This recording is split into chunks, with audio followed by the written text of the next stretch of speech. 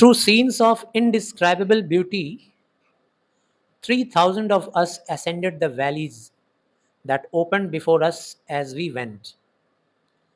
Through scenes, there were many beautiful scenes and sights. पहाड़ी इलाका था, वो सीन्स और साइट्स इनडिस्क्राइबेबल ब्यूटी था, या उसको डिस्क्राइब कर पाना, इट वॉज इनडिस्क्राइबेबल सीन।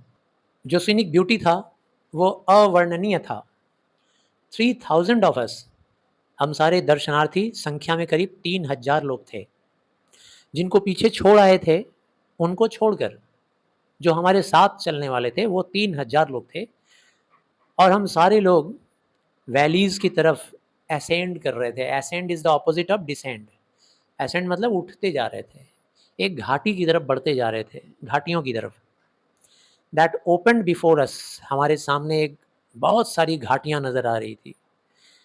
पर्वतों के बीच का जो वी शेप का एरिया होता है वो क्या होता है? घाटी होता है। तो बहुत सारे पहाड़ V V V V shape बनाए हुए थे, ऐसा लग रहा था कितना घाटी है। उसके बीच में हम लोग पहुंचने वाले थे। The first day we camped in a pine wood, सबसे पहले दिन हम लोग अपना कैंप लगाए कहाँ पे? पाइन वुड में। पाइन वुड जानते हो ना, जंगल, पाइन लकड़ी का जंगल। पाइन एक तरह का पेड़ होता है, जंगली पहाड़ी पेड़, तो पाइन जंगल था, वहीं पे हम लोगों ने कैंप अपना लगाया पहले दिन। The next we had pass the snow line, दूसरे दिन जब हम लोग जहाँ पहुँचे वहाँ पूरा बर्फ से ढका हुआ था, पहाड़ी चोटी, पहाड़ी रास्ता, सब कुछ। तो स्नो लाइन के पास से हम लोग गुजरे and pitched our tents beside a frozen river, चूँकि चारों तरफ बर्फ से ढका हुआ था सब कुछ। बगल में एक नदी थी, वो नदी भी फ्रोजन थी। उसी फ्रोजन नदी के किनारे हम लोगों ने अपने टेंट्स लगाए, अपने तंबू लगाए। उस रात the great camp fire was made of Juniper. उस रात जो हम लोग बड़ा सा टेंट, सॉरी, बड़ा सा हम लोग जो बॉनफायर जलाए, लकड़ी जलाए आग सेकने के लिए, वो जूनिपर लकड़ी थी। जूनिपर एक जंगली पहाड़ी लकड़ी होती है, उसका खास काम होता है जलावन के ही काम लाने में, ठीक है ना, लंबे समय तक जलती है, ये उसका खासियत होता है। और हरा भरा कंडीशन में भी उसको जलाया जा सकता है, जैसे तुरंत पेड़ से काटे और जला दो, जलने लगता है, और हरा होने की वजह से लंबे समय तक जलता है। एंड द नेक्स्ट इवनिंग, अगले दिन शाम को, एट स्टिल ग्रेटर हाइट्स, अगले दिन शाम को हम लोग फिर आगे यात्रा बढ़ाए और ऊंचाई पे हम लोग गए। The servants had to wander many miles, जो सर्वेंट्स थे ना, जो नौकर चाकर थे हम लोगों के साथ हमारा सामान लेकर चल रहे थे, उनको तो कई माइल्स वॉन्डरिंग करना पड़ा। वॉन्डरिंग मतलब भटकना, चलना। In search of this scanty fuel, क्यों उनको चलना पड़ा बहुत सारा लंबा लंबा समय, इतना लंबा लंबा दूरी क्यों उनको चलना पड़ा? क्योंकि भाई हम लोग अब और ऊंचे हाइट पे आ गए थे, इसका मतलब अब और ज़्यादा ठंडा, और ज़्यादा ठंडा मतलब अब और आग सेकना पड़ेगा, और लकड़ी है नहीं, तो उन लकड़ियों की तलाश में नौकरों को बहुत लंबा लंबा यात्रा करना पड़ा, चलना पड़ा, जूनिपर की तलाश में कि जूनिपर लकड़ी मिल जाए। At last the regular pathway came to an end, जो रेगुलर पाथ था, पाथ मतलब रास्ता, रेगुलर रास्ता, केम टू एन एंड, वो वहाँ पर अंत हो गया, रास्ते का एंडिंग हो गया। एंड वी हैड टू, मतलब एक जगह तो ऐसा आएगा ना पहाड़ी में कि रास्ता बंद हो जाएगा, कि ऐसे चलते रहेगा, रोड बना ही रहेगा, कहीं ना कहीं तो बंद होगा जाके, वहाँ रास्ता बंद हो गया। And we had to scramble up and down, अब हम लोगों को कभी ऊपर तो कभी नीचे स्क्रैम्बल करना पड़ रहा था, चलना पड़ रहा था। तो उसके बाद हम लोगों को चलना पड़ा, मतलब स्क्रैम्बल कैसे, एकदम धीरे धीरे झुक झुक के, कभी घुटने के बल, कभी हाथ के बल, कभी केहूनी के बल, कभी दोनों हाथ लगा ले रहे हैं और दोनों पैर पीछे, मतलब ऐसा चल रहे हैं जैसे लग रहा है जानवर चल रहे हैं, बकरी जैसे, भेड़ बकरियों जैसे चल रहे हैं, स्क्रैम्बल करना। गोट पाथ में हम लोग चलने लगे। गोट पाथ मतलब बकरियों वाला रास्ता।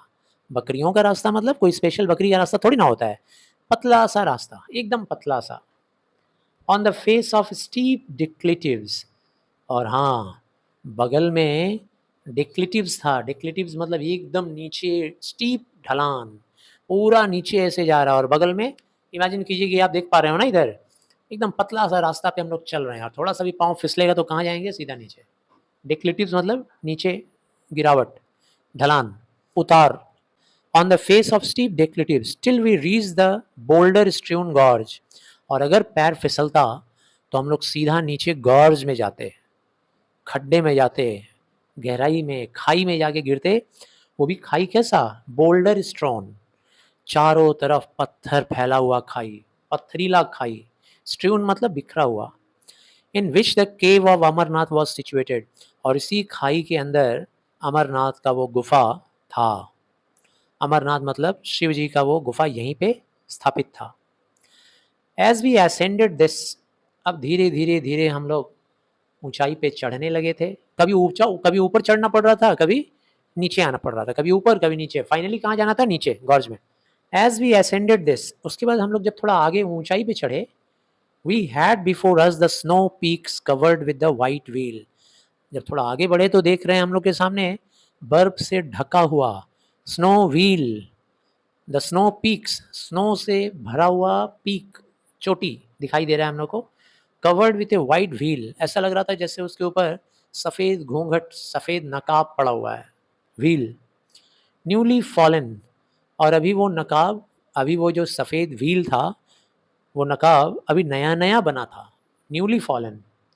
And in the cave itself, और वो जो गुफा था ना जिसमें अमरनाथ जी थे, मतलब जिसमें शिव जी थे, उसके अंदर भी अभी एकदम नया नया वो वाइट कलर का शील्ड बन गया था, बर्फीला शील्ड, पूरा बर्फ का शील्ड। शिवलिंग होता है ना, इतना बड़ा शिवलिंग है कि उस शिवलिंग के ऊपर पूरा बर्फ एकदम ढका रहता है, पूरा बर्फ, बर्फ के अंदर होते हैं शिव जी। ऐसा होता है Amarnath. And in the cave itself in a niche never reached by sunlight. अच्छा, वो जो केव था, उस केव के अंदर शिव जी वहाँ पे स्थापित थे, ऐसे जगह पे। निक मतलब होता है ताखा, जैसे कोई, ये देख रहे हो ना, ये निक है जहाँ पे किताबें रखी हुई हैं, ये निक है।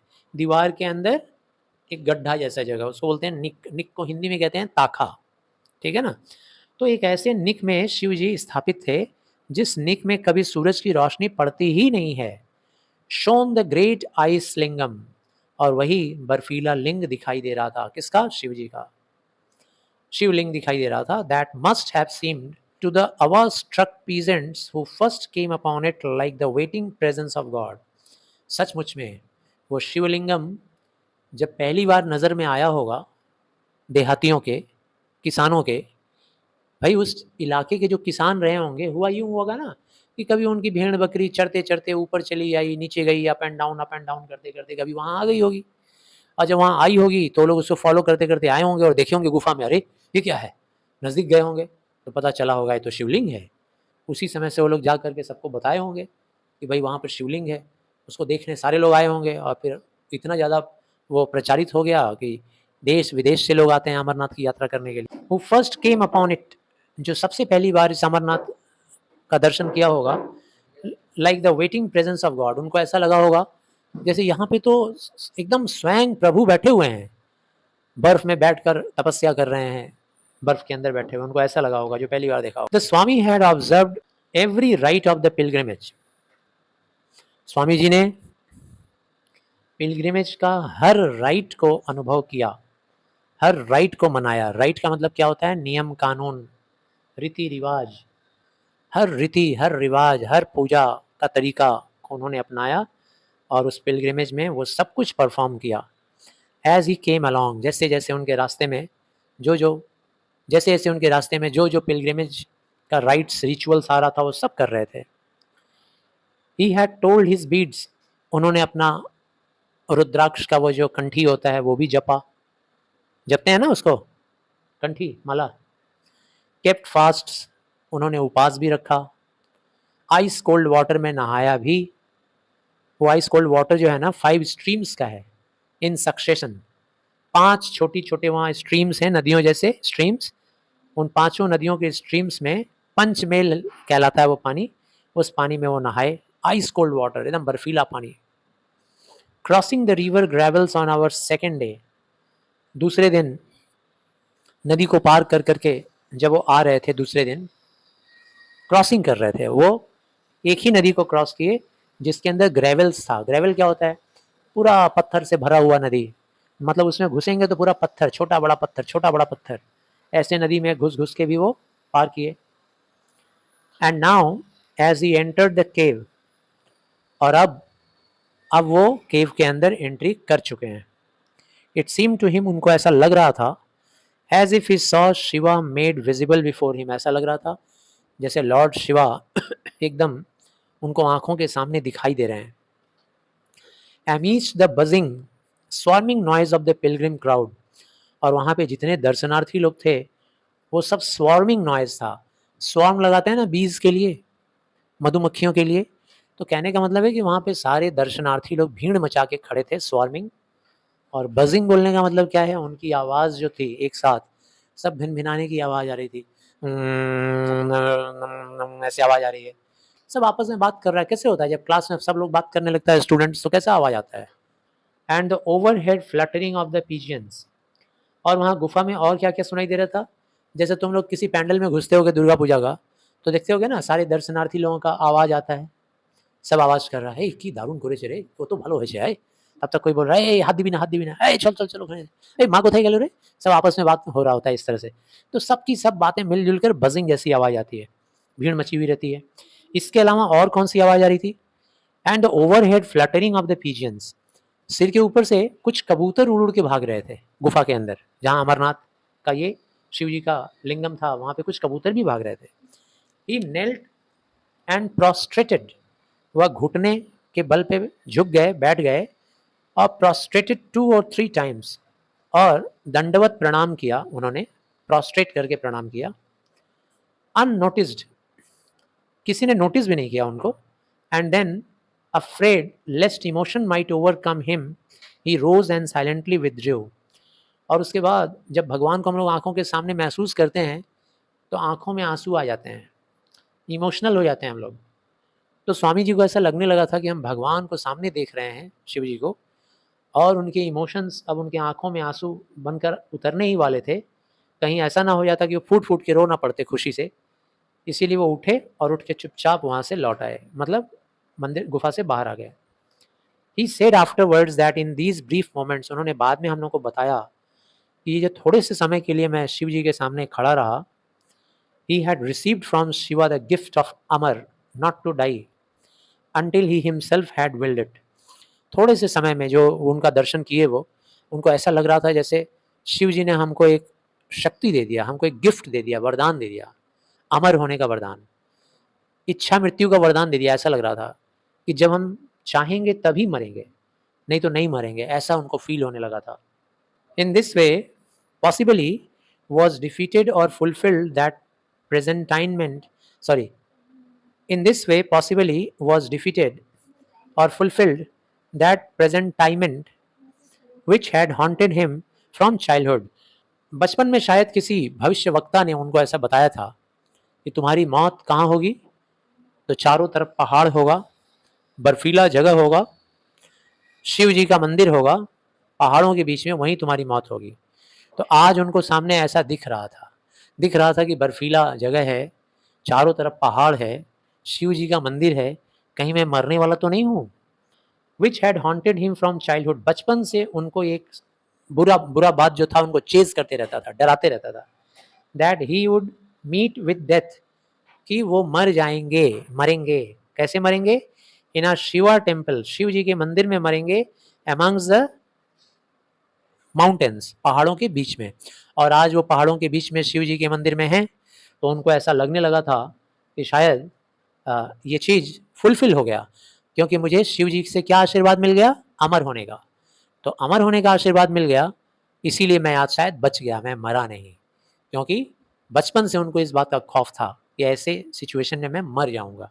आज शायद मर गया होता, कहीं और पहाड़ी में रहा होता, तो किसी और ठंडी जगह पे रहा होता तो। लेकिन आज कैसी जगह पे हूँ? अमरनाथ में हूँ। और अमरनाथ में आकर हमको वरदान मिला है। क्या वरदान मिला शिव जी से? अमर रहने का वरदान।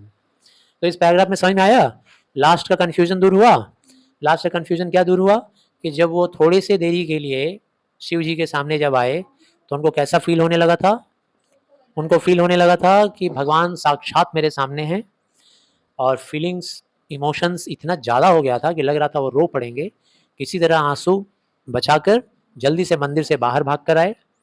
और उनको बाद में उन्होंने बताया कि जितनी देर भी मैं शिव जी के सामने था, हमको ऐसा फील हो रहा था कि हमको अमर होने का वरदान मिल गया है, या जब तक मैं ना चाहूँ मैं मरूँगा नहीं, ऐसा वरदान मिल गया है। और फिर उनको याद आया कि बचपन में कभी किसी से, भविष्यवक्ता से सुना था कि किसी पहाड़ी के बीच में, घाटी के बीच में, बर्फीले जगह पर शिव जी के मंदिर के सामने तुम्हारी मौत होगी। तो आज वो दिन, वो सिचुएशन देखकर डर लगने लग गया था कि शायद मैं आज मर जाऊंगा, लेकिन फिर वो वरदान काम आ गया। आउटसाइड द केव, केव के बाहर निकलकर, there was no Brahmanic exploitation of the helpless people. ये एक ऐसा तीर्थ स्थान है जो कि बाकी के भारतवर्ष के तीर्थ स्थानों से एकदम अलग है। जैसे कोलकाता के काली मंदिर में आप जाओ, तो वहाँ पे जो ब्राह्मण लोग एक्सप्लॉयट करते हैं वो चीज़ यहाँ नहीं है। शोषण जो करते हैं लोग, तुमको फंसाकर अपनी दुकान में ले जाएंगे, पहले तो कहेंगे कि कुछ पैसे में तुमको दर्शन करवा देंगे, फिर तुमसे ज़बरदस्ती पे उतर आएंगे।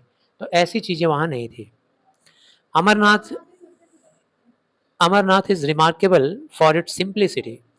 अमरनाथ एकदम अपनी सादगी के लिए विख्यात है, एंड क्लोजनेस टू नेचर, और प्रकृति के काफ़ी नज़दीक है। बट द पिलग्रिमेज कल्मिनेट्स, लेकिन ये जो पिलग्रिमेज था ना, ये जो अमरनाथ का तीर्थ यात्रा था, लेकिन ये कल्मिनेट हो गया, मतलब कम होता गया, मतलब अंत हो गया, इसका ख़त्म हुआ, वही तो समझा रहा हूँ। अमरनाथ की ये जो तीर्थ यात्रा थी, इसका अंत हुआ, किस दिन हुआ? On the great day of Rakhi Bandhan, Rakshabandhan के दिन हम लोगों की यात्रा अमरनाथ का अंत हुआ। And our wrists were tied with the red and yellow, और हमारा जो रिस्ट था, हम लोगों की जो कलाई थी, हम लोगों की कलाई पर बांध दिया गया था रेड एंड येलो थ्रेड, लाल और पीला धागा ऑफ द सैक्रामेंट। सैक्रामेंट का मतलब होता है रक्षा सूत्र। जैसे तुम लोग कोई पूजा पाठ करते हो तो रक्षा सूत्र पहनते हो, तो रक्षा सूत्र बांध दिया गया था। आफ्टरवर्ड्स, बाद में, we rested and had a meal, हम लोग रेस्ट किए और हम लोग फिर खाना खाए। On some high boulders beside the stream before returning to our tents, हम लोगों के टेंट तक वापस लौटने के पहले हम लोग ऊंचे ऊंचे पथरीले बोल्डर्स पर बैठकर रेस्ट किए, प्रकृति की गोद में, एकदम प्रकृति से नज़दीक, और स्ट्रीम के किनारे, पानी के नहर के किनारे, वहीं हम लोगों ने भोजन वोजन लिया और फिर हम लोग अपने टेंट पे वापस आ गए। Next paragraph. Swami ji was full of the place, Swami ji के अंदर वो जगह एकदम समा गया था, भर, इच्छा भर उन्होंने उस जगह का आनंद लिया। He felt that he had never been to anything so beautiful, उन्होंने महसूस किया कि आज तक वो कभी भी ऐसे किसी खूबसूरत जगह पे नहीं गए थे। ही सैट लॉन्ग साइलेंट, वो वहाँ पर आए और लंबे समय तक बैठे रहे। सॉरी, वहाँ पर आए नहीं लिखा हुआ था।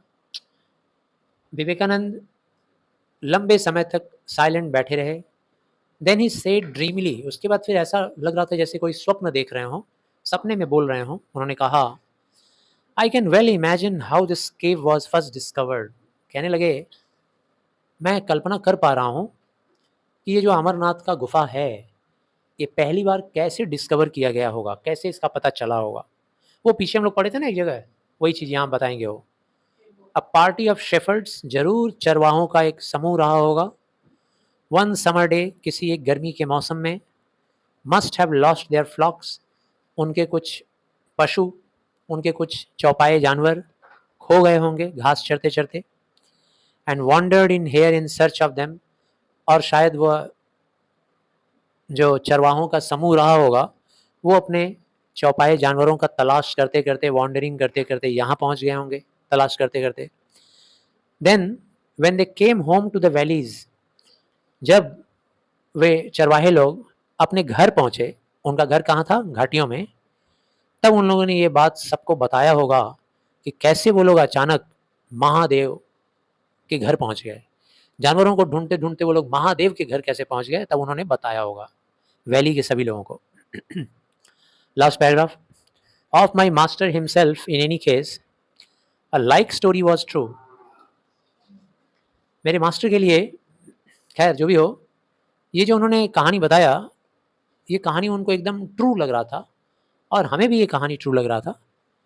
The purity and whiteness of the ice pillar, जो आइस पिलर हम लोग देख कर आए थे ना, बर्फ का खंबा, शिवलिंगम, सफेद और प्योर बर्फ का वो आइस पिलर, हैड स्टार्टल्ड, उससे वो एकदम चकित रह गए थे, वे भी और हम लोग भी।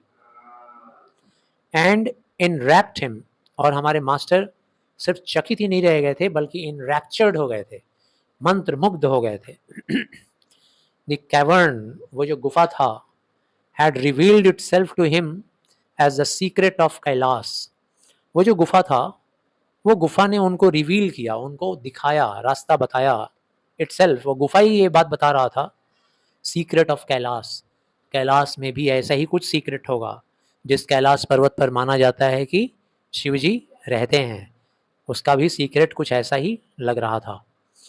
And for the rest of his life, और विवेकानंद अपने जिंदगी के बाकी दिनों में, he cherished the memory of how he had entered a mountain cave, और अपनी ज़िंदगी के बाकी दिनों में वो हमेशा चेरिश करते रहे, हमेशा याद करते रहे, उसको पालते रहे, पोसते रहे उन यादों को, कि कैसे एक बार वो माउंटेन केव में एंट्री किए थे अमरनाथ की यात्रा में, and come face to face there with the lord himself, और वहाँ पर उनका सामनी सामना हुआ था, फेस टू फेस, किसके साथ? शिव जी के साथ। तो this is the end of the chapter. आशा करते हैं सभी को समझ में आया। धन्यवाद।